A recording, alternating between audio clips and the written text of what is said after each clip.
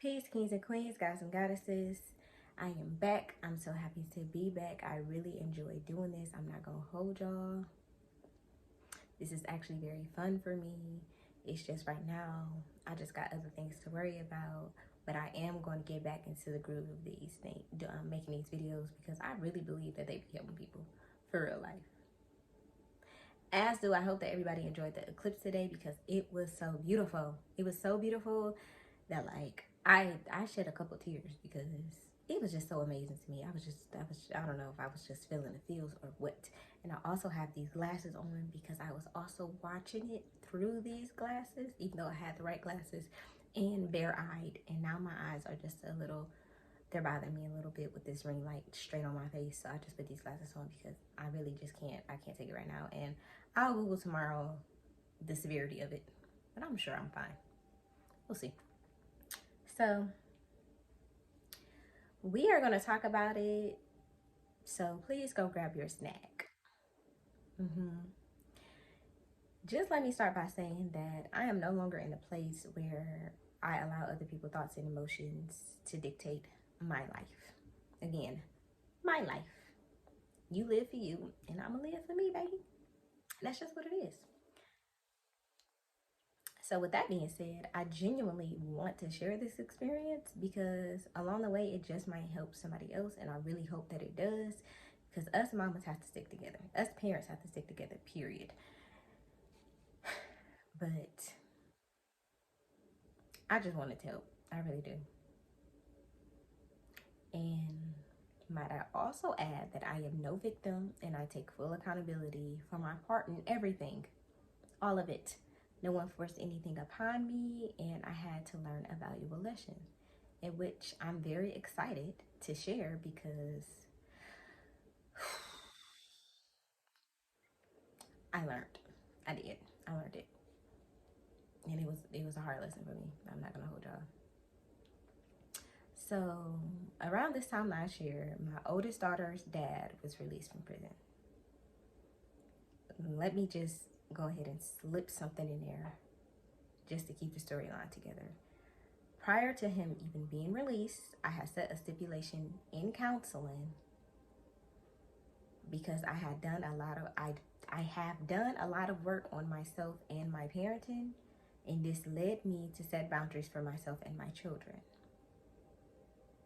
The stipulation being he'd need to go to counseling to process the things that he's experienced so it wouldn't affect our co-parentship nor our child. Now, a lot of people have this ideology that simply being involved in creating a child means that you have certain entitlements. Personally, I do not agree, but I'm not looking to debate this either. I've learned a lot over the last couple of years, and I'd be foolish not to implement these things into not only my life, but my children's lives. Although I set the stipulation prior to him being released, I just went against it instantaneously and allowed him to meet our daughter. And this is honestly where I screwed up. It is what it is. So prior to this, he was introduced to the man who raised our daughter beside me, who she would consider her father. Stay with me. Now, I'm gonna let y'all know something right now. It is fucking extremely hard to work with anyone who has a controlling / think they are always right mindset, and it's even harder to parent with this type of person. It's often confused that this is my mindset, but it isn't. I just have boundaries, and individuals are not used to that. But that does not concern me. But I really did try. All the while I was trying so hard, I was ignoring the red flags indicating why I should stick to my stipulation. Because doing everything I can involves respecting my boundaries and stipulations, especially if someone had no hand in raising a child that we created. Because actions matter, Mindset matter. How you behave and react matter. Sacrifice matters. Time matters. And so much more matters. To blame me or her father for how their relationship is insane, because we've never sent anyone to prison. I don't know who needs to hear this, but you cannot bond with an infant, baby, toddler, nor young child in prison over the phone, through video visits or even physical visits, especially if there was never physically, if the person's never physically been around the child. It's just not going to happen. At that, life goes on. It's rough, but it does. And I owe no obligations to anyone. And to what extent I feel this individual considered our child is questionable to me, starting from this first decision right here, prior to even going to prison. That decision, this very decision, and it's continued to be questionable, and never to the extent that they believe that they do consider our child. Yes, I am fully aware that things happen, people make mistakes. I understand that, I accept that, and all is forgiving. This is not something that I am holding on to. What's done has been done. I've worked very hard to ensure that I was healing from this experience, and I take accountability for the anguish I caused during this experience, in which I've said, I've also stated, I've moved past this.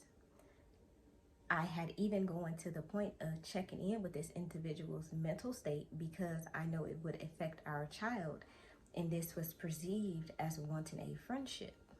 Even though I explained why I take such interest, and it always was about the child for me, and is about the child for me. So we're going to get into it. To not come to our child's first our child's solar return celebration, when it's the first time they've been present for any of them, because they didn't like how they were invited, is insane. But I know how you are when you don't mess with people. Yes, I do. But parent, this doesn't have anything to do with our child. The invite doesn't matter, because they weren't involved how they would have liked to be. They felt as if they were still being treated in the same regard as they were when they were incarcerated.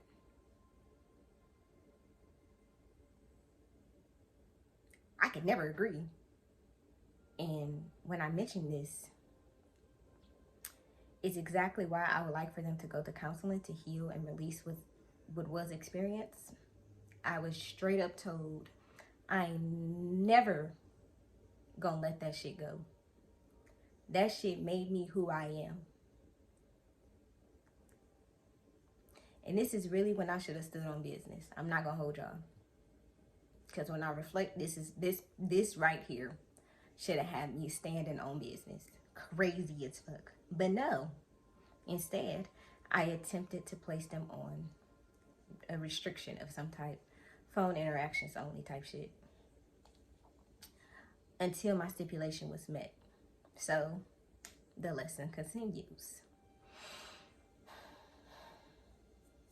Now I'm overly explaining myself in many ways, trying to help someone who doesn't want to understand why they were wrong, all the while struggling with my mental state and having conversations about individuals taking care of their children. Once I finally hit a subtle breaking point, I had a conversation with such person about assisting me with taking care of our child, to which I was told, I have stuff here for her. I'm just being petty and not sending it because you're not letting me see her. Listen, I already know that there are people who agrees with this ideology, and that's none of my concern. For real, for real. Allow me to tell you why I don't. I didn't create this child on my own, and that's what I said. Now here comes the comment about how I didn't raise her on my own. Okay, listen. No one, and I repeat, no one knows how I raised my child, how she was cared for, and nothing else, because that doesn't concern anyone. And I'm not interested in explaining myself. Not even now. Yet. I did. To once again gain understanding. And now it's, oh, I chose that. Also, we were making it seem ... on social media that we were the Crosby family, and now they're picking holes in our story, which once again has nothing to do with our child. Everything going on in any relationship, let me just add this real quick. Everything going on in any relationship is no one's business. And everyone has to stop viewing social media as a tell-all. It's not what it is. Better to use that time to pour into yourself, other than making assumptions about something you don't know about. If I want to post my happiness on social media, so be it. If I want to post my sadness, so be it. Whatever I post, it's because I want to post it. But people should not be feeding into it like they know everything that's going on, because you don't. This is how the whole competing mindset take place. No, we're not competing for nothing. What we doing is learning and growing. So,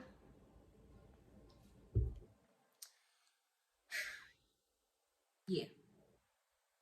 Anyways, this ignited yet again a conversation on why counseling would be beneficial, because yet again, things that don't concern the child is affecting the child. So the things are eventually sent, which I am genuinely grateful for, and I really appreciate the help, because it was indeed needed. Not because Miss quote unquote independent is down bad, but because I deserve help with a child I didn't create on my own. Yet I find myself continuously explaining that I'm not the same heaven that this person wants to do. And this is not a arrogant thing. This is a I'm comfortable now asking for help thing. And it took me a long time to get here. So at this point, this was a whole nother level of frustrating. Let me explain something to those choosing to heal. If anyone is continually reminding you of who you used to be, get rid of them. And I had, outside of this one particular person, because I was so fixated on making sure they had a relationship with our child so she didn't experience the same things I felt as a child, not having a relationship with my biological father. All the while completely ignoring the fact that this is not me. The circumstances are not the same, amongst other things. So I decided to bite the bullet for all of the wrong reasons, once again, especially since I was projecting and underestimating our child, causing me to believe that allowing this individual back around would help.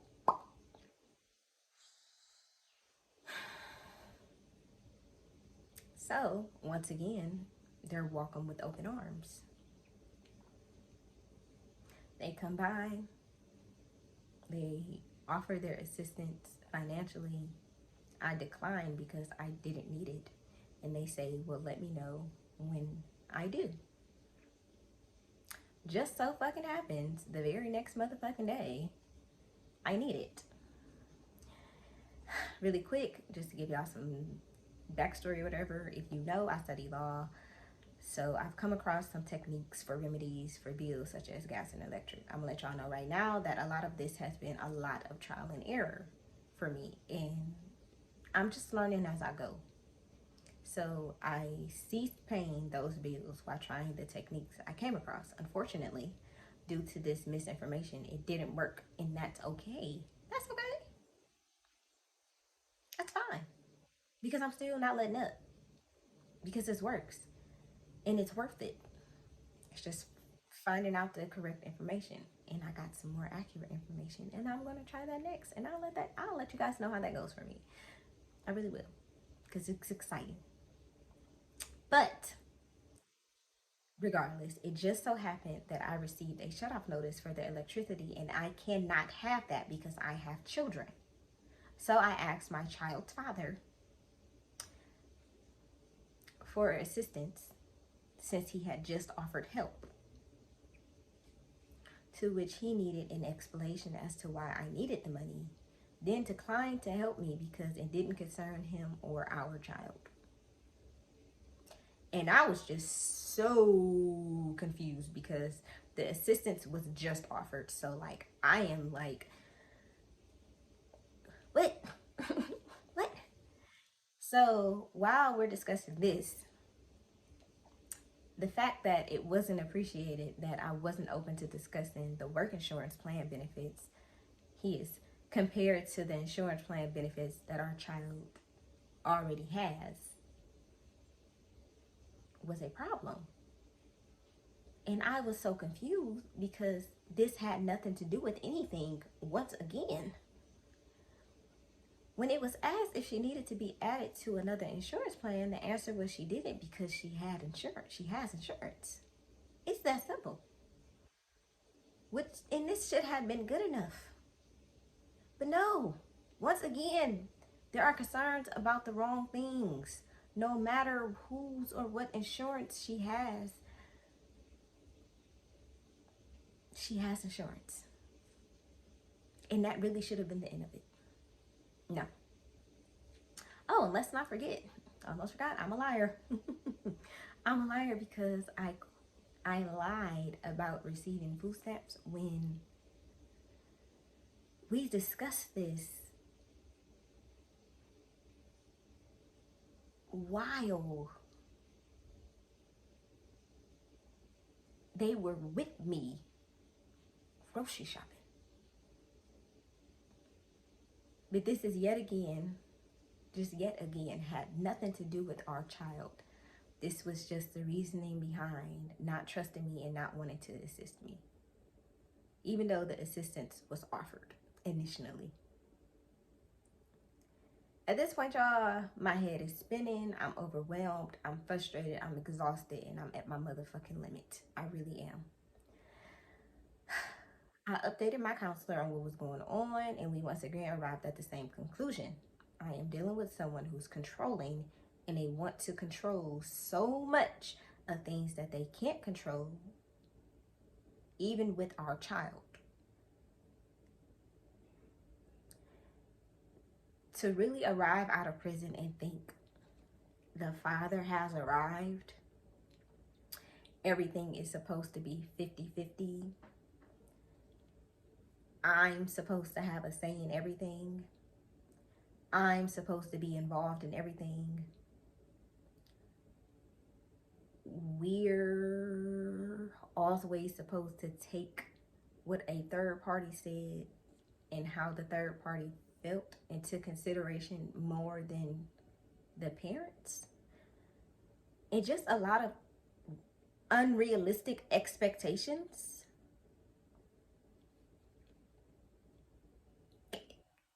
Was a lot. It's just a lot. Instead of building rapport, since there was no relationship with any of us, which was not our fault. What could have been doesn't matter. If something never happened, doesn't matter. We are living for what is currently happening, and this is just, it wasn't comprehensible for the third party. And I ended up overextending myself to attempt to get the third party to understand, bringing me to our final conversation. And by this time, y'all, I was over the hill and through the motherfucking forest. And I mean with everything. Once again, I'm being told that they have no obligations to the child that we created other than how they feel they're supposed to show up.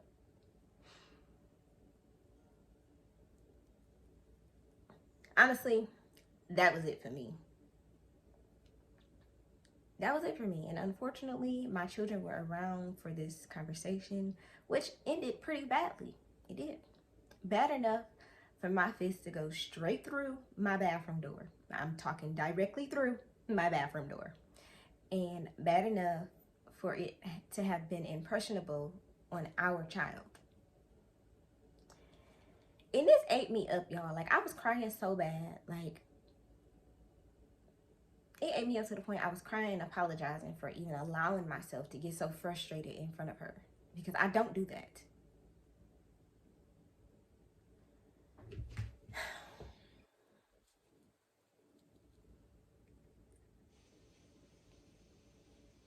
My girl told me it was okay.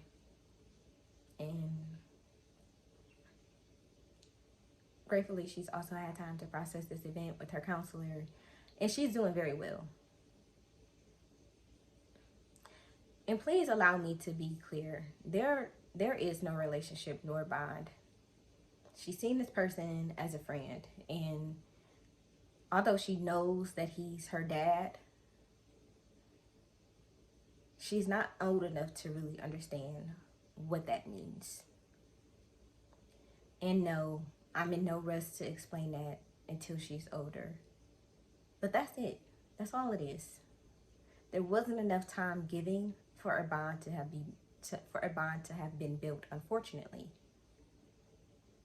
And since she doesn't have a bond, this isn't affecting her tremendously. And I am so grateful for that. Like, I'm very grateful for that. I am. Because I was really panicking, y'all. I was scared. I was terrified. And all I want is for this person to work on themselves for the aforementioned reasons. And this is drastically simplified, might I add.